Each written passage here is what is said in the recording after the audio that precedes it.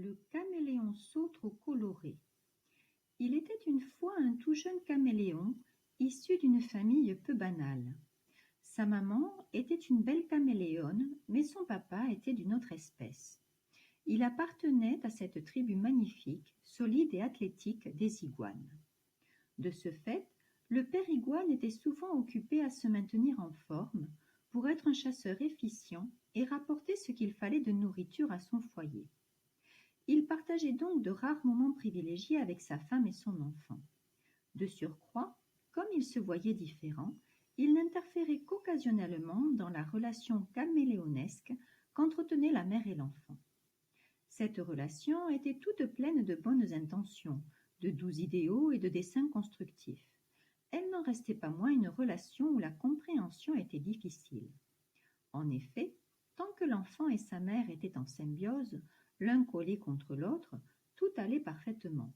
Puisque se fondant dans le même paysage, ils se paraient tous deux des mêmes couleurs et voyaient ainsi les événements du même œil.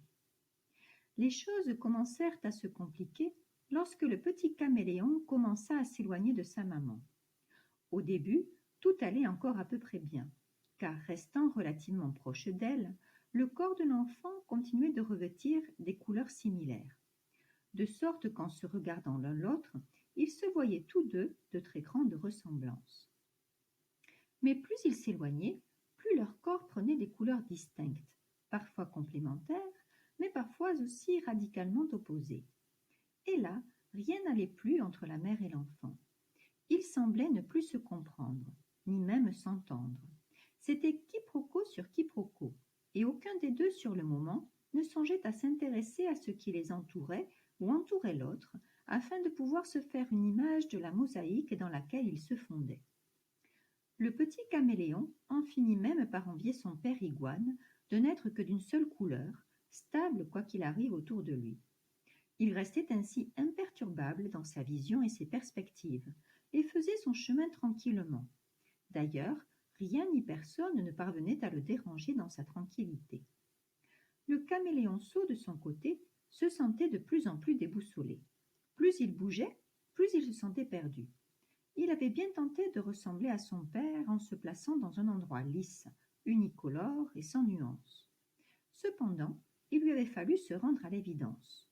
Les autres couleurs lui manquaient, et il se sentait seul, isolé, dans une forme de couloir un peu étroit, où l'ouverture pour ses yeux multifacettes lui faisait défaut. Il ne se résolvait pas non plus à ressembler à sa mère. Changer tout le temps de couleur, au gré du temps, des lieux et des visiteurs, lui faisait perdre tout sens de l'orientation. Au bout de quelques heures, il était étourdi, avait le tournis, ne savait plus quoi penser, ni dans quelle direction cheminer. Il était donc là, ce jour-là, perdu entre le vert des feuilles, le marron des branches, le gris du ciel, le mauve des jacarandas, le bleu du papillon, le jaune des protéas, le rouge du gonolèque, et il en perdait son malinqué. Persuadé malgré tout qu'il devait bien y avoir moyen de cohabiter avec plusieurs couleurs sans s'égarer dans la confusion la plus déroutante, ni se claquemurer dans le monochromisme fondamental, il se mit à observer finement son entourage et à tester patiemment chaque endroit qu'il lui était proposé de traverser. Il apprit donc à discerner les couleurs avec lesquelles il se sentait le plus à l'aise, le plus joyeux, le plus confiant, le plus inventif, le plus aimant, le plus généreux, le plus loquace, le plus lucide ou le plus sensé. Sans trop s'en rendre compte, il avait finalement fait connaissance avec 7 couleurs. C'est déjà beaucoup, me direz-vous, 7 couleurs, et peut-être bien plus qu'il n'en faut. Car il lui restait maintenant le plus délicat, trouver autour de lui un endroit qui réunirait ces 7 couleurs de la façon la plus douce et harmonieuse possible. Notre caméléonceau resta donc là une fois de plus immobile et aux aguets de ce que l'environnement pourrait lui offrir. Il savourait le ruissellement sur ses écailles des gouttes d'eau de pluie qui venaient rafraîchir son corps. Il dégustait la caresse du rayon de soleil qui venait éclaircir ses pensées en traversant ses paupières. Et puis tout d'un coup, il entrevit, juste à la frontière entre les deux, dans ce qui faisait lien entre pluie et soleil, il entrevit ce prisme si spécial qui reflète l'arc-en-ciel. Et c'est là qu'il choisit de se pelotonner tout doucement et affectueusement pour ressentir tout au fond de lui ses couleurs préférées dans le lien entre les opposés.